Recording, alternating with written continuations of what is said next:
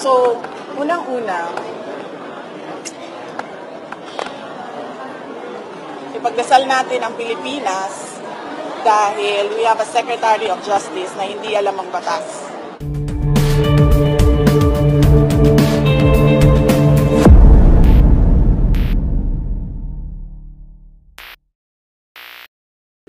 Nagpa-press con po siya. Very disturbing.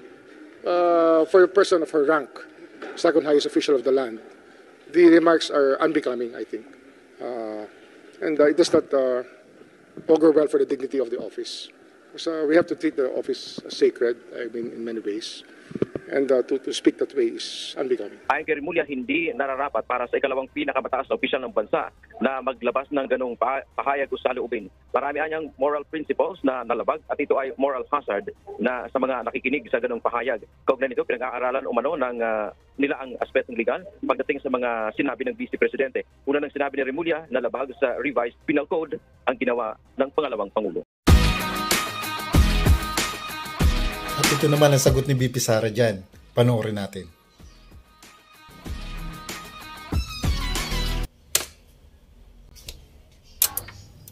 And then, yung guns.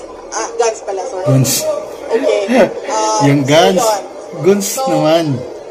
Binasa ko yung kanilang mga statements. And nakita ko doon ay puro unusual, unbecoming, unhinged. Ano yung isang nila? Hindi, may unhinged, unusual, unbecoming, unsound mind. uncalled for. What's the other one? Hindi. Meron pa isa. Okay, si Pimentel was unusual, si Escudero was unbecoming, si Young Guns was unsound is Remulla, unhinged is one of those, and then Young Guns is unstable. Yeah, unstable. Yes. So yung lima na yan, yun lang naman yung gist ng mga sinasabi nila.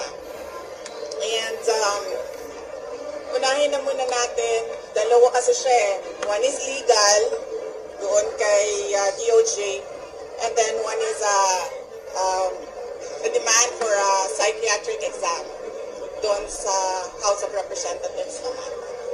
Okay. So, unang-una, ipagdasal natin ang Pilipinas dahil we have a Secretary of Justice na hindi alam ang batas. There is a big difference between talking about desecration Yari ka Remulla. of a body and actually Abogado na hindi alam ang batas. talking about desecration of a body is not desecration of the dead. Yeah. Dapat sana siguro as a lawyer maintindihan niya yon kagad. But apparently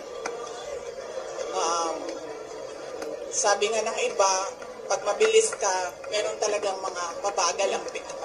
Boom! So, yun. Galing mo talaga, BP.